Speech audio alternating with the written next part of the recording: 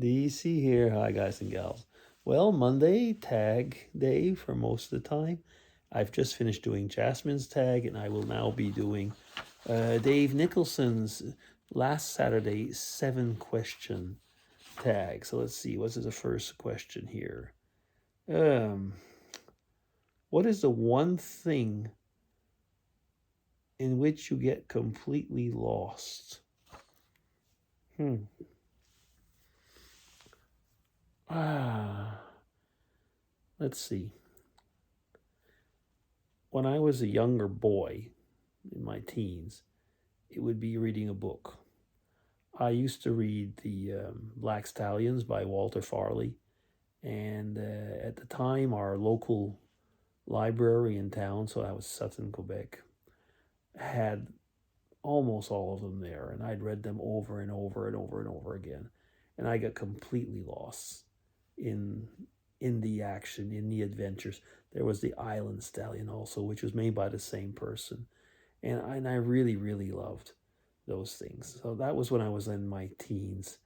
Today's day and age, it might be when I'm editing photography and using different artificial intelligence programs to bring out like restoring old pictures of the like probably of like of the 30s or 40s or 50s, where they're black and white, and then colorizing them and working on stuff like that, or on the contrasts and so on. I can really get lost in that. Yeah. Okay, we'll leave it at that. Question 2. What qualities or traits attract you most in a friend? The type of thing we've been asked quite often in tags. Their personality, I guess. That's their personality. And I love a person's smile, and yeah. But the overall personality, is the person friendly? Um, can you feel that they're genuine? I mean, I really abhor hypocrisy. There's a lot of that around these days, but won't get into that. Yeah, so if a person is genuine, yeah, we'll leave it at that. Question 3. What is a situation, place, or thing that makes you really uncomfortable? Okay, in my career, I often had to be in conferences or banquets, like after a conference and stuff like that, and like the mixers and so on. And I hate small talk. And so networking, I know it was always essential and really important. I just couldn't stand it though. I mean, I really hated networking. Well, I didn't hate networking, but I really did not like um, small talk. I mean, once I got to know somebody, there isn't small talk anymore, so that's okay. But in those situations, yeah, it made me feel really uncomfortable. Because in a way, I often say I'm an introverted extrovert, and I mean we have discussed that type of thing before. So that's the type of thing that makes me uncomfortable. Question 4. If you have to define yourself as a season, what would it be? Probably autumn. Yeah, the fall, autumn. I mean, I Mrs. DC's not feeling so well. You might hear her coughing in the background. Um, I guess it's like a late bloomer. I don't know, the colors and so on. It's my favorite season, and if I had to define myself as a season, it's a season it's an evolving season. Some might say it's evolving towards death, but well, aren't we all? No, it's an evolving season, and actually, if anything, autumn evolves into those beautiful colors, doesn't it? It peaks, but it really goes to those beautiful colors, and I'd like to see myself like that. Yeah. Okay.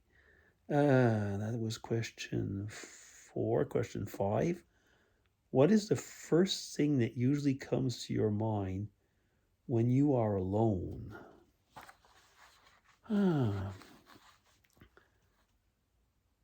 you know, when I used to work, I would, for almost the same reason I said before, I would flee at lunch. I would not go out eating with the colleagues or what. First off, they just talk about work, and I didn't want to do that. So I would go usually in the woods somewhere or on a bench, depending on where I was working at the time. But the last few years, there was some woods close to where I was, and I would go there, and it was like just this feeling of the first thing I think of is, oh, I'm alone at last. I can just sit and enjoy myself like I want. And um, yeah, I think that is probably it. I just, or for example, when I was in Ireland, I love my colleagues in Ireland, but when we were finished our meetings, very often we'd go out and eat in the evening, but there would be a little period where I would be alone before, and I'll very often actually go off for a walk. Finally, very often end up in a pub, but just the fact of that freedom of being alone, the first thing I think about, I like it. I like being alone, and I think of like that at times. Yeah. Okay, that was question 5. Yeah, question 6. What is the one thing that you'd like to change in your life? Oh, we're always asked these type of questions, aren't we? The one thing I'd like to change in my life.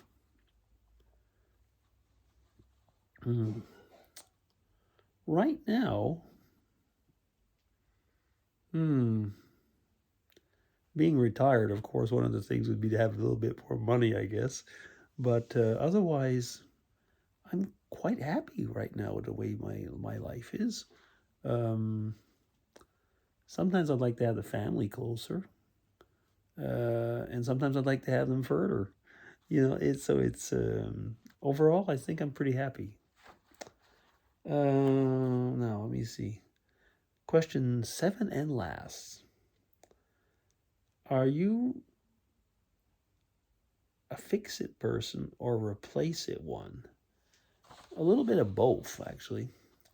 When, and I say a little bit of both, when I can fix it, I'll try and fix something, but I'm rather clumsy and I'm not very good at as a fix-it person.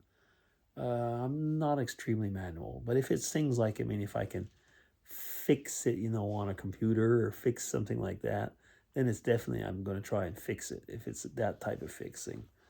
But if it's something where I feel like it's out of my league and I'll just probably break it or something, I'd just as soon just go and replace it and get the newer model or something like that. So it's a mixture of both. Okay, Dave, that's it. DC signing off. And have a great week, everybody. Take care.